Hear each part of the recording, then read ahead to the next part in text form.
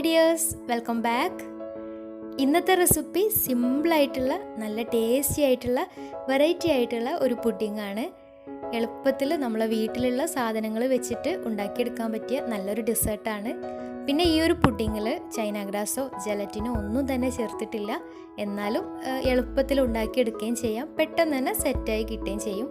അപ്പോൾ വീഡിയോയിലേക്ക് കിടക്കുന്നതിന് മുമ്പ് ആരെങ്കിലും ഇനിയും ചാനൽ സബ്സ്ക്രൈബ് ചെയ്യാത്തവരുണ്ടെങ്കിൽ സബ്സ്ക്രൈബ് ചെയ്യാൻ മറക്കരുത്. ഒപ്പം തൊട്ടടുത്തുള്ള ബെല്ലൈക്കണും കൂടെ ഒന്ന് ക്ലിക്ക് ചെയ്യുക. എന്നാലേ ഇനി ഞാൻ പുതിയ വീഡിയോസ് ഇടുമ്പോൾ അതിൻ്റെ നോട്ടിഫിക്കേഷൻസൊക്കെ പെട്ടെന്ന് തന്നെ കിട്ടുകയും ചെയ്യുള്ളൂ. അപ്പോൾ ഈ ഒരു പുഡിങ് തയ്യാറാക്കാൻ വേണ്ടിയിട്ട് ആദ്യം തന്നെ വേണ്ടത് സേമിയയാണ്.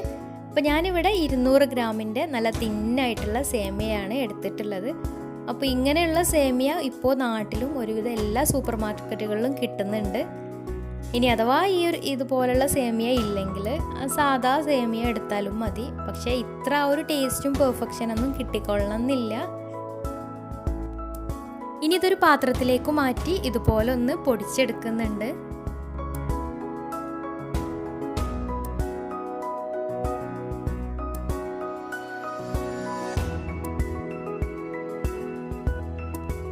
ഇനി ഒരു നോൺ സ്റ്റിക്കിൻ്റെ പാന് സ്റ്റൗവിൽ വെച്ചിട്ട് ഒന്ന് ചൂടായിട്ട് വരുമ്പോൾ അതിലേക്ക് 2 ടേബിൾ സ്പൂൺ നെയ്യോ അല്ലെങ്കിൽ ബട്ടറോ ചേർത്ത് കൊടുക്കാം.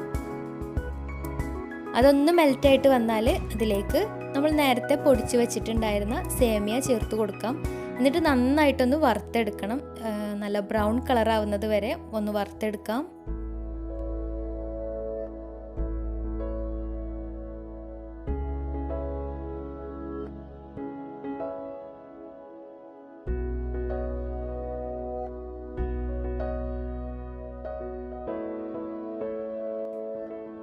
സേമിയ ഒന്ന് ബ്രൗൺ കളറായിട്ട് വന്നാൽ അതിലേക്ക് 1/2 കപ്പ് പഞ്ചസാര ചേർത്ത് കൊടുക്കാം.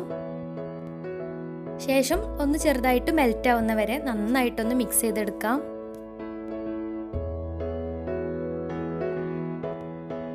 പിന്നെ അതിലേക്ക് 2 ടേബിൾ സ്പൂൺ പാൽപ്പൊടി ചേർത്ത് കൊടുക്കുന്നുണ്ട്. ഓപ്ഷനിലാണ്, നിർബന്ധമൊന്നുമില്ല, ഉണ്ടെങ്കിൽ മാത്രം ചേർത്ത് കൊടുത്താൽ മതി. പാൽപ്പൊടി കൂടെ ചേർത്തിട്ട് ഇവയെല്ലാം കൂടെ നന്നായിട്ടൊന്ന് മിക്സ് ആയിട്ട് വരട്ടെ. ലോ ടു മീഡിയം ഫ്ലെയിമിൽ ഇട്ടിട്ടാണ് കേട്ടോ ഇതൊക്കെ ചെയ്തെടുക്കേണ്ടത്, അല്ലെങ്കിൽ അടിക്ക് പിടിക്കാനുള്ള സാധ്യതയുണ്ട്. ഇനി ഇതിലേക്ക് 1/2 കപ്പ് പാല് കൂടെ ചേർത്തിട്ട് നന്നായിട്ടൊന്ന് മിക്സ് ചെയ്തെടുക്കാം. അപ്പോൾ നന്നായിട്ട് ഈ സേമിയ ഒന്ന് സോഫ്റ്റ് ആയിട്ട് കിട്ടാനും നന്നായിട്ട് സെറ്റായി വരാനും വേണ്ടിയിട്ടാണ് പാല് ചേർത്ത് കൊടുത്തത്. ഇനി പാല് ചേർക്കാതെ അങ്ങനെ സെറ്റ് ചെയ്തെടുക്കുകയാണെങ്കിലും കുഴപ്പമൊന്നുമില്ല. അപ്പോൾ സേമിയയുടെ ഈ ഒരു കൂട്ട് റെഡി ആയിട്ടുണ്ട്. ഇനി ഫസ്റ്റ് ലെയർ സെറ്റ് ചെയ്തെടുക്കാം. അപ്പോൾ ഫസ്റ്റ് ലെയർ ചൂടോടുകൂടി തന്നെ സെറ്റ് ചെയ്തെടുക്കുക. ഇനി ഒരു പുഡിംഗ് ട്രേ എടുത്ത് സേമിയയുടെ പകുതി ഇതിലേക്ക് സെറ്റ് ചെയ്ത് വെക്കാം.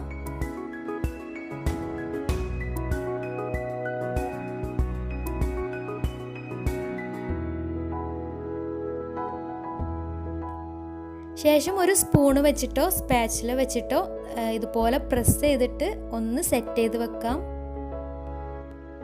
അപ്പോൾ ഫസ്റ്റ് ലെയർ റെഡി ആയിട്ടുണ്ട്. ഇനി ഇത് അടച്ച് വെച്ച് ഫ്രിഡ്ജിലേക്ക് മാറ്റാം.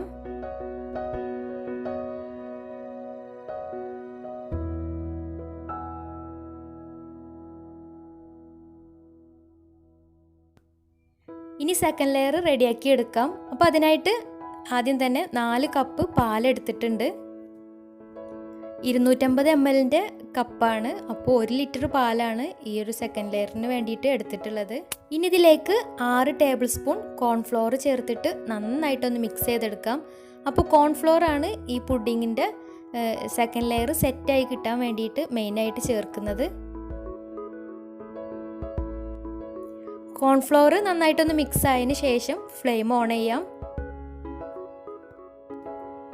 ശേഷം ഇത് നന്നായിട്ട് കുറുകി വരുന്നത് വരെ കൈയെടുക്കാതെ തന്നെ നന്നായിട്ട് ഇളക്കി കൊടുക്കാം. അടി പിടിക്കാനുള്ള സാധ്യതയുണ്ട്. അപ്പോൾ അതുകൊണ്ട് കൈയെടുക്കാതെ തന്നെ മിക്സ് ചെയ്തെടുക്കാം. ഇനി ഇതിലേക്ക് 4 ടേബിൾ സ്പൂൺ പഞ്ചസാര കൂടെ ചേർത്ത് കൊടുക്കാം.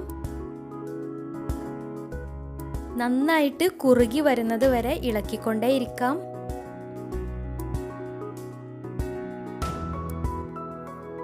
ഏകദേശം ടൈറ്റായിട്ട് വരുന്നുണ്ട്. ഈ ഒരു സമയത്ത് ഇതിലേക്ക് 1 ടീസ്പൂൺ വനില എസൻസ് ചേർത്ത് കൊടുക്കാം.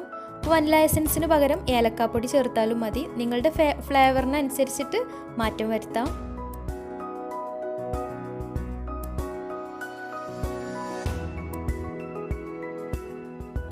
ഇതിലേക്ക് 1/2 ടിന്ന് മിൽക്ക് മെയ്ഡ് ചേർത്ത് കൊടുക്കാം. അപ്പോൾ മിൽക്ക് മെയ്ഡും നിർബന്ധമൊന്നുമില്ല, ഉണ്ടെങ്കിൽ ചേർത്ത് കൊടുക്കുക. മിൽക്ക് മെയ്ഡ് ചേർക്കുന്നില്ലെങ്കിൽ അതിനനുസരിച്ചിട്ട് പഞ്ചസാരയുടെ അളവ് കൂട്ടി കൊടുക്കാം. മിൽക്ക് മെയ്ഡ് കൂടെ ചേർത്തിട്ട് ടേസ്റ്റ് നോക്കിയിട്ട് മധുരം കുറവാണെങ്കിൽ കുറച്ചും കൂടെ പഞ്ചസാര ചേർത്ത് കൊടുക്കാം. പിന്നെ ഞാനിതിലേക്ക് 1 ടേബിൾ സ്പൂൺ പഞ്ചസാര കൂടെ ചേർത്തിട്ടുണ്ടായിരുന്നു. ടേസ്റ്റ് നോക്കിയപ്പോൾ കുറച്ച് മധുരം കുറവുണ്ടായിരുന്നു. ഇനി ഇത് നന്നായിട്ട് കുറുകി നല്ല ടൈറ്റായിട്ട് വന്നാൽ ഫ്ലെയിം ഓഫ് ചെയ്യാം.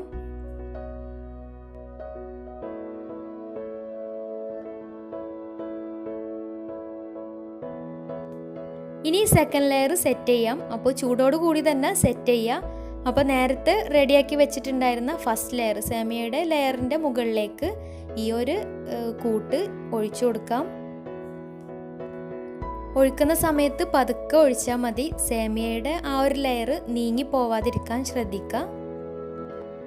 ഇനി ഇതൊന്ന് ചൂടാറി മുകൾ ഭാഗം ചെറുതായിട്ടൊന്ന് സെറ്റായിട്ട് വന്നാൽ നേരത്തെ മാറ്റി വെച്ചിട്ടുണ്ടായിരുന്ന സേമിയയുടെ ബാക്കി കൂട്ട് ഇതിന് മുകളിലേക്ക് ഇട്ട് കൊടുക്കാം. പിന്നെ എല്ലാ ഭാഗവും കവർ ചെയ്യുന്ന രീതിയിൽ എല്ലാ ഭാഗത്തേക്കും ആക്കി കൊടുക്കാം.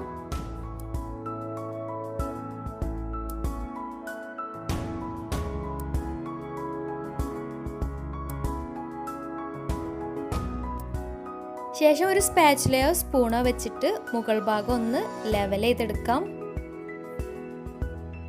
പിന്നെ ഇഷ്ടമുള്ള ഏതെങ്കിലും ഒരു നട്ട്സ് വെച്ചിട്ട് മുകൾ ഭാഗത്ത് വിതറി കൊടുക്കാം. പുഡിങ് കഴിക്കുന്ന സമയത്ത് നട്ട്സും കൂടെ കടിക്കാനുണ്ടാകുമ്പോൾ നല്ലൊരു ടേസ്റ്റാണ് കഴിക്കാനും. അപ്പോൾ ഇഷ്ടമുള്ള ഏതെങ്കിലും ഒരു നട്ട്സ് വെച്ചിട്ട് ഡെക്കറേറ്റ് ചെയ്തെടുക്കാം. പിന്നെ ഈ ഒരു പുഡിങ് നല്ല ടേസ്റ്റാണ് കേട്ടോ കഴിക്കാനായിട്ട്, ഒരു വെറൈറ്റി കൂടിയാണ്. അപ്പോൾ എല്ലാവരും ഒന്ന് ട്രൈ ചെയ്ത് നോക്കുക, തീർച്ചയായിട്ടും എല്ലാവർക്കും ഇഷ്ടപ്പെടും. അപ്പോൾ ഇന്നത്തെ വീഡിയോ ഇഷ്ടമായെന്ന് വിചാരിക്കുന്നു. ഇഷ്ടമായെങ്കിൽ ലൈക്ക് ചെയ്യുക, ഫ്രണ്ട്സ് റിലേറ്റീവ്സിനൊക്കെ ഒന്ന് ഷെയർ ചെയ്യുകയും ചെയ്യുക. പിന്നെ എന്തെങ്കിലും കമൻസ് ഉണ്ടെങ്കിൽ, എന്തെങ്കിലും ഫീഡ്ബാക്സ് ഒക്കെ ഉണ്ടെങ്കിൽ താഴെ കമൻറ്റ് ബോക്സിൽ അറിയിക്കുക. അപ്പോൾ മറ്റൊരു വീഡിയോയിൽ വരുന്നത് വരെ ടേക്ക് കെയർ, ബൈ.